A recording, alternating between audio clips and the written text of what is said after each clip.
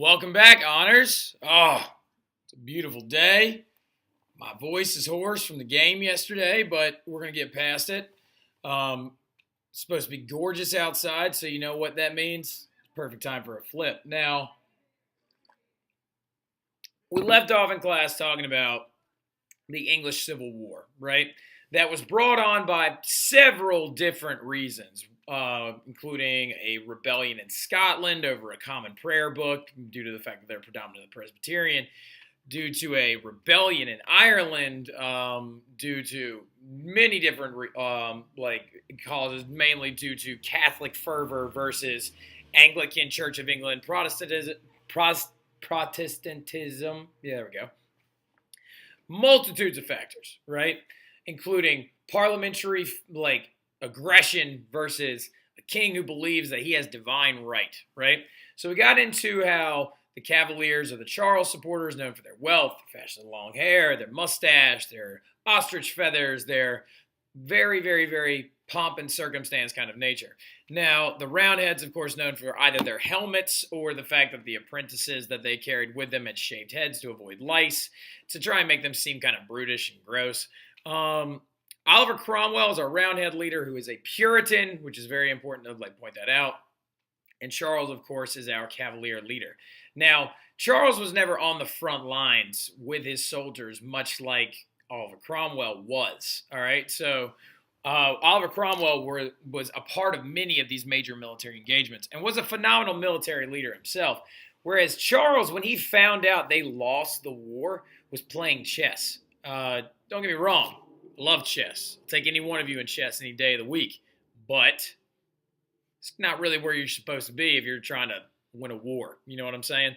Now, after the Parliament's victory, King Charles is going to be tried by the Parliament in a trial. When I say tried, I mean trial, and condemned to death by beheading. Following his death sentence, he let out a goofy little he chuckled, all right? Now, he had a lot of really, really big emotional hang-ups with the ideas of being put to death. One of them including, oh, sorry about that. I'm not trying to get, is this water? Yes, it's just water. Sorry, one of my plants needs a little bit of water. Now, one of them in particular due with the fact that he allowed the Parliament to execute one of his advisors, the Earl of Stratford at the time. And so he never actually quite grappled with the fact that he signed the death warrant of one of his closest friends. Now, when he was actually put to death, this is a really cool little tidbit. He wore 2 shirts the day that he was being put to death because he didn't want to seem weak and he didn't want people to mistake his shivering for weakness. He then stood upon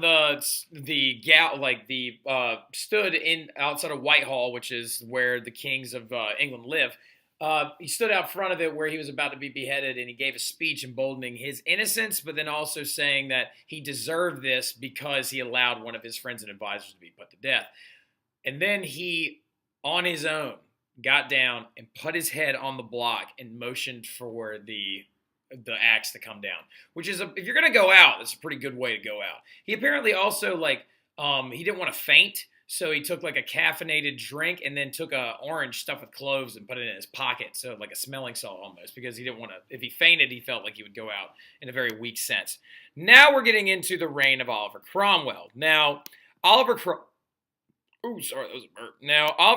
is going to take over, and he's going to call the new phase of the English government the Commonwealth. For the very first time and the very last time in all of history, England would become a Commonwealth, a republic, okay? So this is following the death of Charles, right? It was declared a republic under the leadership of Cromwell, right? Cromwell, let's go ahead and talk about him for a hot second. Let's look at a picture of Cromwell and look how goofy he is. Now, Cromwell himself, there we go, over here.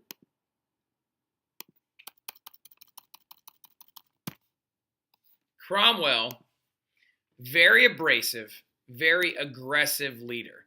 In one of his very famous portraits, he actually had his face painted over top of Charles's face, right? Very, very, very intense. Cromwell over Charles' face painting. I think it's the one where he's on the horse. Yeah, this one right here. So it's not actually when he's on a horse. It's where he's being prepared to go into battle. So in this painting that he had himself put over top of Charles's face, the painter asked him, "Is there anything you want us to leave out? Do you want us to avoid painting, the bumps on your face, or do you not like your nose?" And he said, "Paint me warts and all." He's a very stiff leader, very, very crass, very brutish kind of leader, right? Now, Cromwell is going to start out some of his earliest phases of governing by invading Ireland and having many, many, many, many thousands of Catholic civilians and priests executed, right? He's going to end up fighting another civil war with Scotland when they wanted to take Charles II as their new king, which is the son of Charles I. Cromwell is also then going to come in and he's going to fire members of parliament that didn't support him, creating what he would call his hyper-conservative Puritan-based parliament known as the Rump Parliament. Illuminati. History. Cyclical. It's crazy, right? Now, anyway, very suspicious. Now, anyway, Puritans are going to also push a social revolution in England. They're going to push Cromwell to help them close theaters, find people who don't go to church on Sundays, and even close down bars and things like that. They're going to close down music halls. They're going to close down all these other things, and did one other crazy thing too as well when he was in charge. He banned Christmas.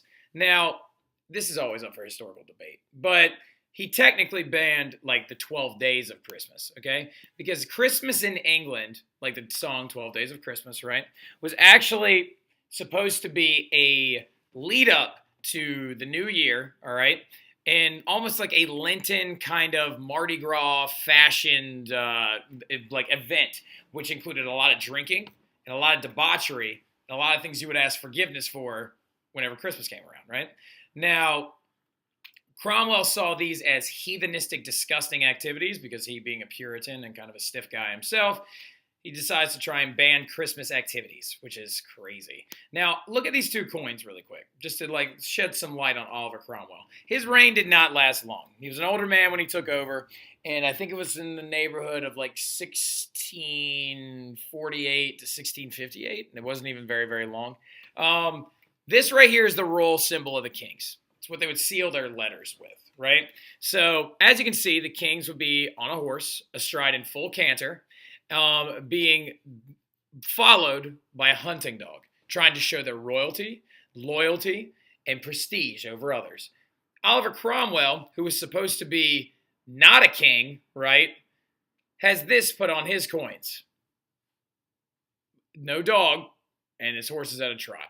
Oliver Cromwell might as well have been just another king, right? The only positive, much like James I had one real positive, the only real positive to Oliver Cromwell's reign was the fact that he allowed the Jewish community to have a safe return into England. So for many, many years before this, Jews were not allowed in England, and Oliver Cromwell allowed them to come back. Many historians actually believe this is a way to try and stimulate the economy. Now, due to the fact that the Jewish families of Europe were also usually involved as moneylenders, usually involved in banking, stock market, professional careers such as doctors and lawyers, physicians, things like that. The idea of being in a Puritan community, which does not allow much of anything because it's believed to be a distraction from God and worship and the new Protestant faith, right? Many historians believe that allowing the Jews to return was a way to try and help stimulate the economy in a way because a recession was actually going through in a Puritan-based economy. Now, Cromwell is also going to push the Navigation Acts that's going to lead to wars with the Dutch later because the Navigation Acts of 1655 said that the colonies of England could only trade on English-based vessels, which many believe is going to be a cause of the American Revolution, right? He eventually fired his rump parliament and keeps just downgrading into more and more militaristic fashions, where he actually divided England into a series of 12 military districts, and he claimed himself, jot this down, the Lord Protector. That's not even that far off from the word king, right? So, declared himself the Lord Protector. He was just as bad as the kings that came before him. Now, once he died, funny thing happened. In 1658, all right, he dies, and for a short amount of time, his son takes over. Weird, right? A hereditary monarchy going on again under the Cromwells? Well, the Parliament had had enough. The Parliament was like, you fired half of us and created the Rump Parliament. And even after that, something I didn't tell you, he fired a bunch of the Rump Parliament people and created the Bare Bones Parliament, right? And then he creates a military dictatorship. Cromwell went so far, like to one end of the political spectrum, he started shooting back around to the other side, right?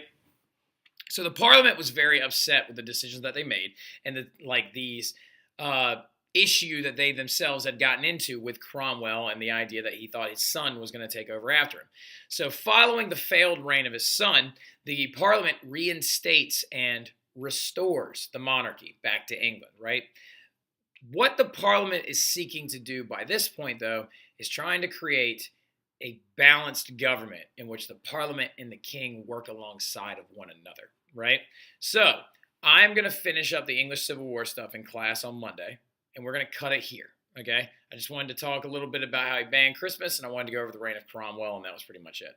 Just know that under Cromwell was known as the Commonwealth of England for a while, and then it was it is going to keep pushing forward. A lot of crazy things went down, and eventually they're going to restore the son of the man that they fought a civil war against and won after they beheaded him. Nikki Del Rey, I know you're furious about all this stuff because you're like, what's going on? Louis XIV and then this, right? So it is what it is, guys. All right, so we're going to finish this stuff up on Monday, and we're going to get into Russia next. And then we got a test coming down the pipe pretty soon. It's probably going to be not next week, but the very beginning of the following week. All right, so I will see you guys later. I hope you all have a great rest of your weekend, and congrats to all of our lacrosse players for playing very, very solidly yesterday, and I'll see y'all later. Have a good one.